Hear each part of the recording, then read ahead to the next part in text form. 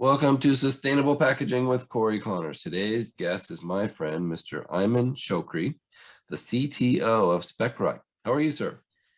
Good, perfect. Nice meeting you guys. Good. Thank you so much for making time for us. I'm a huge fan of Specright. You guys are more than just a sponsor. We're all, I feel like it's like a family. So thank you for all that you do. No, thank you. It's been an interesting collaboration, and we love hearing your videos. Good. Well, let's tell us about your background. How did you go from super high tech to packaging? Absolutely. Let me tell you more about me. So Yes. I am Ayman. I grew up actually all the way in Cairo, Egypt. That's where I'm from originally. Went to the American University in Cairo, studied computer science, minor electronics, moved from Egypt to Australia, Newcastle. Been around, did my master's there, and did my Microsoft interview in Sydney. Oh, wow. What was that like going from Egypt to Australia? Was that a major Definitely, change? I mean, I've always been in American University and all other parts, definitely been exposed to the Western side of things, but living the different life, it's definitely, it gets time to get used to it. Let me put it that way. It wasn't the easiest as well, spending Christmas on the beach in Australia, being in the Southern Hemisphere. It's a different mentality as well. But yeah, we joined Microsoft and then decided Microsoft wants to move me to the Redmond side of things in Seattle. Yep. That time single, no commitment, said, hey, I'm gonna try it.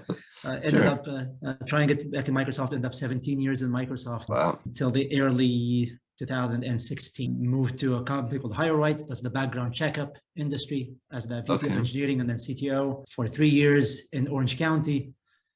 Joined Amazon for a while, Amazon e-commerce platform, which is Amazon.com, basically part of the Amazon.com, and then joined Specright 3.5 years ago. And been at Specright, we were 11 or 12 people, now we're around 130. So good growth in the last 3.5 years. Yeah, you guys are growing really fast. It's really fun to be a part of. Absolutely. No, it's been an interesting ride. That's for sure. Yeah. Well, I've talked about this quite a bit, but I want to hear it from the CTO. What is Specright? Absolutely. And it's an interesting question because even for me, coming from the only tech background and not knowing about packaging or product specs in general, even my story of joining Specright, I remember talking to Matthew Wright at that time, and he told me, I mean, before giving a decision, come talk to me, like listen to a customer discussion, right? Or a customer meeting. I remember it was I'm going to mention means the customer, but a major customer in the automotive industry. And it was a 6 a.m. call on the Pacific time. I was supposed to be a fly on the wall just to listen, right? But I had to contribute and just ask questions. And it was the head of the packaging department for the spare parts. Oh, wow. And that's where I get to learn the first about packaging from a customer. And I asked him, how do you actually even put the specs of those packaging? It's a waterproof or not, right? What's the weight of it? Is it going to collapse? Let's say I have that car and you're shipping me out a new headlamp, right? It's like, is it going to get broken in the way? How it's protected? Like, how do you track all of this information? Right. And to my surprise, those are very expensive cars. Like it's a high-end luxury automotive customer. And they mentioned yellow sticky note. That is how they were tracking which is, I mean, it was fascinating, at least for me. And it wasn't, the wrong shipments have cost them lots of money, but it wasn't the money part. It was about the customer satisfaction. At that time, here you bought this expensive car, right? And you can't drive it because you have your headlamp broken. And you have to wait an extra 2-3 weeks to ship you a new one. So that's satisfaction. You're not going to buy the new model. And that's the case, right? So, and that's the part that was even more important. And that changed all my perspective about what Specright. So in a nutshell, Specright is, it's all about how you product specs. It's a first cloud-based patented specification platform for your data specs, right? If you think about that, as you said, I mean, you guys are experts, Corey, as well. Like if you think about this bottle, correct? It's the cap of it, correct? The plastic, the size of the bottle, the label, how it's packaged. Is it 6, is 4? If it's going to Costco, if it's going to others, it's different, right? So all those product specs are handled in Specright, that data platform as a whole. And then Specright as a platform, you build on that. Once you have this access to all those rich data, now the possibilities are endless. It's like scenarios that were deemed impossible before. Now you can do it, right? It's like whether it's new product development, whether it's quality, whether it's sustainability, right? Whether it's like linking with all your suppliers and getting them all on one page, right? Like it's this all in a nutshell what Specright does, right? Yeah, I love that it's everything. like all encompassing. You know, at the Specright Summit, we learned about Caterpillar and how they have their assembly instructions in Specright, an actual video that Mr. Worker or Mrs. Worker can pull up and say, okay, this is how I put this thing together. These are the components I use, and this is the order I do it in. And then this is the box that it goes in. It's just overwhelming amount of And before Specright, information. they used to have 4 or 5 systems doing that, opening multiple files, multiple Yeah. PowerPoints and Excel sheets and all stuff. And this is Right. in Specright, just scan the barcode and you get all the information instantly. Incredible. In my 25 years in packaging, I've seen the sticky notes. I've seen the pencil on the table of the packer saying, oh, this stuff goes in this box. Yeah. And these things need 2 layers of bubble wrap. And, you know, it's amazing, but sometimes these are multi-billion-dollar, and I said that with a B, Yep. companies that rely on a brand new employee to read notes off of a table or a sticky note. And what Specright does is you make that Even proof, Corey, if you will. if you move it to the even next level, those specific bigger companies, again, billions of dollars in revenue, right? Even some of those information, you're not even available for them. Like there are sometimes their suppliers know more about that than actually, because hey, somebody used to be knowing about that information. They left the company a long time ago, and the truth is, the true information is actually being held by the supplier now. Right. So again, taking control of your own data is something that we bring from Specright side of things. I really enjoyed that part of Matthew Wright's book, your founder. Absolutely incredible story about how a company wanted to move their packaging to his company, and they couldn't because the specs were on some engineer's computer that quit, and the laptop disappeared, and they had to rebuild everything, and it took 9 to 12 months when it should take 9 to 12 minutes. It just said, here's the data. And it's funny, it's still happening till now in some companies. It is funny. It's so common. I've had similar experiences throughout my career where I'm taking over business, and you know, a large company is saying, well, we're not really sure what this is called. We have a sample. Can you spec it out for us? And so you reverse engineer the whole thing, right? Yeah, we have brilliant engineers and brilliant designers here at Landsberg Aurora, so we do that, but it's kind of a silly thing to have to do. I agree. Totally agree. Totally agree. Well, how can Specright help companies improve their sustainability of their packaging? Great question. It's very interesting looking at it as a tech person. I look at sustainability as a non-functional requirement of your product, right? Like similar in technology, it's like, hey, it has to be secure. It has to be correct performant. It's not the function, but you take it for granted, right? It has to be, right? And it's funny when companies claim they're sustainable where they don't have access to the product data, right? And it's like saying, my code is secure, but I don't have access to the code. Right? Right. It's a similar model, right? So your specs are the DNA level. It's the code of your application. It is actually your DNA level of how your product is getting made. If you don't know, correct, that information, you can't claim you're sustainable. You might be able to measure it on the product level at the end, but it might be too late, right? It's like saying, hey, I'm doing penetration testing only in my application at the end, which is no longer acceptable. You have to do static analysis in your code. It's like a static analysis, like you have to run it on your, like you cannot actually check or change that new piece of code unless it's secure. It should be the same thing. You cannot actually build a new product or change an existing spec unless it helps your sustainability goals. You have to think about it that way, right? Yeah. And for me as a tech person, I relate to it that side, right? As Specright, we're getting to tell ourselves we're becoming the GitHub of how products are getting made. Right? Yeah. It's as simple as that. Having access to this data, it makes you actually have the whole new concepts of like, it's a 3 stages, correct? It's like at the start, even first understand your sustainability with Specright, right? You can run an LCA on your, whether it's a carbon footprint, your cyclability and all stuff instantly because you have access to this data already. You used to be able to do that every 3 to 6, 7, 8 months or a year. And it's a process that takes you a month because you're gathering data from everywhere, right? Right. Right now, it's on your fingertips, right? And you don't have to wait to the end. And first, just literally understand your sustainability and set goals. Second step for Specright allows you to do that is prevent regressions to your sustainability goals, right? Because you have that access to data and you're operating on that DNA level or spec level of your product. If you want to do a change for your product, you can do the change, simulate it, run the LCA and say, okay, no, if I change that spec from A to B, it's actually going to change or regress my sustainability goals, or it's going to improve, which is great. And it's not just the spec changes, because you have access to that. We'll talk more, I guess, about that, scope 1 and 2 and 3, right? Even in procurement decisions, like because you have access to this data, well, you'll never be able to dependent. Most products are built not by your company only. You rely on suppliers, you rely everywhere, right? And well, even in that sense, if you have information to your specs about who the supplier and what their specs as well, right? Then you're able to actually as well pick the right supplier that's going to help your sustainability, right? Yeah.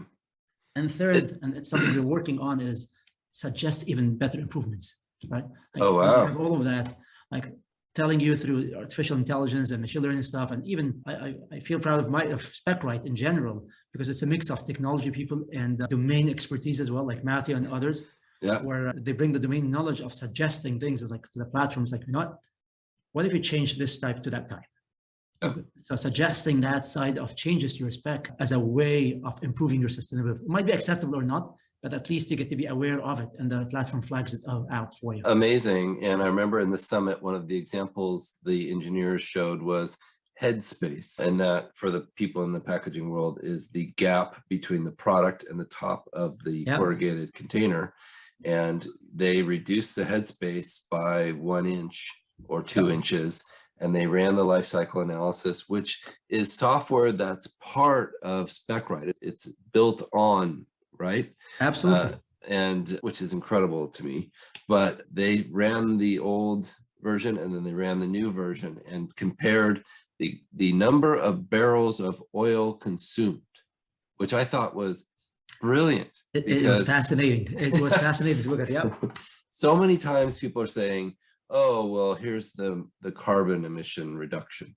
What is, I still don't know what that means. What is that? What does that mean? I can't really, I know what a barrel of oil looks like.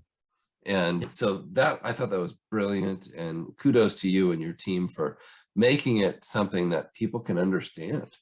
And honestly, our customers, we've been blessed with amazing customers, and they innovate, they come up with scenarios. Once they have access to that level of data, they come up with scenarios that we as well learn from. Right? And we go for them through the CAP programs and others, and we bring that, you know what, that is a scenario that everybody else can benefit from, right? And we start bringing that to the main platform itself to be available to all the rest. And the good thing, I think, that's happening positively in the older community, to be honest, is there is the wide belief that sustainability is not a one-man show, right? It is a community collaboration. It has to be achieved that way.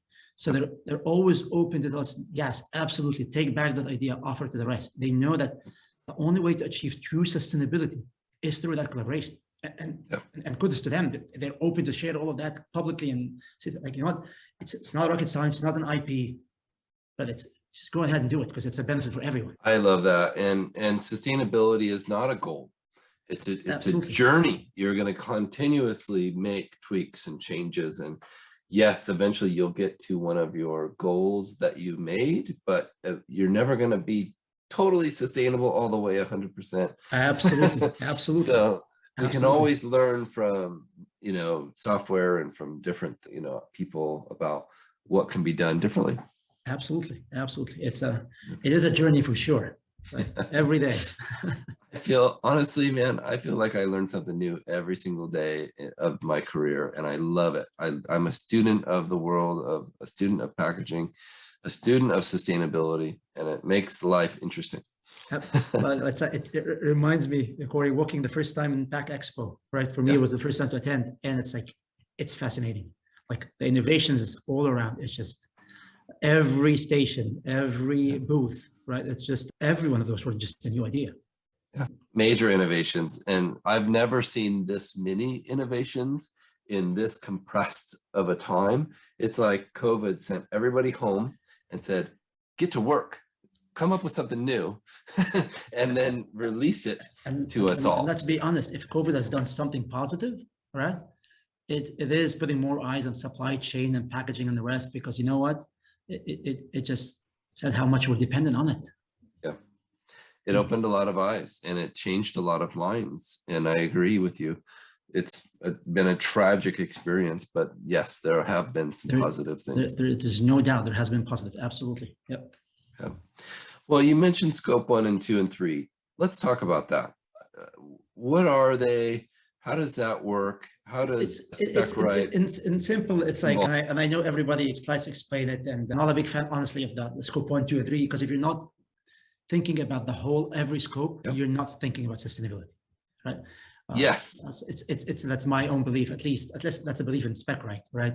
It's scope 1 and 2. Yes, it's not that you own and control, whether your own carbon footprints, correct? Or whether you're, where's your employees driving from, and all the stuff, correct? Your consumption, if you own data centers, that kind of stuff. Right. Scope 3 is a kind of, at least it's my understanding, at least not the experts, but it's more of, it's the carbon emission or all footprints of your suppliers and their suppliers, right? But honestly, it's like, not a single product that I know of, at least, that's managed fully by one company. Right. So it's, yes, I know that if everybody takes care of their scope 1 and 2 themselves, that everything would be perfect. The fact is, we're not in the perfect world, correct? I don't think that's a valid assumption. I think it's we can politically agree on it or by agreements and all that kind of stuff, but I feel it's a little bit hand wavy when we do that, right? and not actual data and details that helps you do that, right? Yeah. And that's the part where, how do we bring, and I think that's part of what Specright does, honestly, about sustainability, what we call the Specright network as well, because again, it's like everything's connected. Everyone has a product specs, right? If I'm a fast food restaurant, right, and I'm claiming I'm 100% recyclable in all my stuff that I'm doing, well, and you just gave me my Coke or software drink in a cup that you have no idea if that cup is 100% recyclable or not, right? Because you're getting it from a different vendor supplying you those cups. Right. Then you can't claim that, right? You don't have the information. If that could have been 100% recyclable, right? But if that vendor changed the specs of that cup without telling you, right? Or they probably told you by sending an email or an Excel sheet or something there, right? And you don't know about, then you're already claiming something that you're not. Right. And that's the whole part of having the network through operating again on that DNA level. When I change something like this, if my supplier changes it, and I think the term supplier and consumer sometimes it gives injustice to the whole thing, because you're all manufacturer, like good manufacturers. Very true. You're all together doing the same thing. You know, if you're fully fledged on the network, you're fully fledged on the network, right? And it's my good as a cup, your good is the fast food, right? And you're consuming mine. And if I change the spec there, you have the right to be flagged straight ahead and notified that, hey, this is no longer, do you accept that or not? Right? Review it, approve it, or even get your feedback there, or even have the chance to switch at that moment, the vendor you're dealing with, right? Because at least you know about it. Yeah, it's like, it feels to me like Specright offers a sense of security and a sense of possibility. You're giving yourself options all of the sudden, because, you know, if you need to pivot, you can pivot almost immediately because you've got everything. You can pull the data. You can say, hey, vendor A screwed up. We need to move to vendor B or C. Absolutely. Or vendor A, B, and C are out of supply. We need to go to vendor D, and you know, we know the cost will be a little bit more, but here's the exact exact specs. So that's what if I owned a company, if I, you know, was manufacturing stuff, I would have absolutely right. Specright. Absolutely. And we've had examples, even if not even only in the sustainability decisions, but even with COVID, when things to certain geographical areas were closed down, right? And you had your suppliers there, our customers were able to shift straight ahead and keep the products on the shelf because they had the access specs, shifted straight ahead to manufacturers in the US or some other areas that weren't closed. Right? And similar concept, because you have this access to this data, then you were able to, whether for sustainability or keeping your products on the shelf for availability, it just, scenarios are endless. It's just endless. Yeah, and it's it's a safety net, so it's exciting. There's no doubt. So Yep. what's next for Specright? You guys have anything big planned or anything you can announce today? So Or absolutely. I mean, it's we are soon going to be releasing the Specright network officially. We've been okay, on the beta, but we're rolling it out to select customers. excellent. It's literally about how you have straight up access to your supplier data and everything. So if you are on the Specright platform, then you can choose for any spec, who do you want to share it with, what kind of information you want to share it with. You are actually identifiable on that network, and you can just instantly share and review feedback. And that information is immutable. When it changes, you consume the certain spec in your product, and your supplier changes it, you get instant notifications, right? Wow. This has changed. And you can review the history and decide, do I accept the change now, or buy from the new one now, the new spec? All of that's going to be on just, if you're on the network or you're on the Specright platform, you will have access to all those information in a secure, immutable way. Again, addressable, you'll be recognizable, and definitely the idea is, again, sustainability is a community collaboration. So Yes. it's a, imagine having your LCA shared with everybody, and you know everybody has access to it. And I mean, if the consumer wants it, the companies want it for their own as well measurements, whether we like it or not. What's happening in Europe right now with all the fines and everything, it's going to come here as well to the US. It is already coming in some of the states. So it is happening, and we all believe it's a very positive thing. Yeah, and it sounds almost like a beehive of activity. So these bees over here are doing something, well, everybody will know about it because it's through the system. Absolutely. Really incredible. And I think you're referring to maybe like the UK plastics tax and these new laws that are taking fruition in Europe. It is absolutely changing the game over there in mostly very positive ways. I think it will affect the consumer's wallet, but that's what companies do when they react to new costs. They pass them through. But as companies start competing and that becomes the norm, yeah, I think prices will go down. It'll come back more. Down. Yeah, absolutely. Yeah, they have to figure it out first, and exactly. then they can amortize the costs out over longer periods of time as they do more sustainable things. Yep. No, it's positive for our world, to be honest. We have to have a change, and it is a cause that we all believe in here. I mean, away from the hand waving stuff, we get actual results, right? We've had customers not just like be more sustainable, but they're helping decrease the carbon footprint by consuming more carbon through production because they were printing on the spec level. So they're helping improve versus just keep status quo, right? We've had major retailers, I can't mention names, but major retailers, correct, that ask their supplier to use Specright because one of their goals is, I mean, it's their private label, right? So they've been manufactured by all their partners, but they can't claim any of this sustainability or not. They have to reach their own sustainability goals. So they ask those suppliers and their partners to operate on that level and send this information back all the way to that big retailer so that they can actually report on their sustainability efforts and goals and tracking and everything. Right? Incredible. And this all eventually will be required by law with scope 3, data being necessary. Absolutely. Scope 1 and 2 as well, like you said. But wow, it's all coming through the pipe, and it sounds like Specright's ahead of the curve. We've been focusing a lot on it, and again, it's been a very good journey so far. It's very positive. It's fascinating what we hear every day from our customers. Well, keep up the great work, sir. We appreciate you. What's the best way for people to get a hold of you and Specright? For me, it's very easy. It's just Ayman, my first name, Ayman, at specright.com.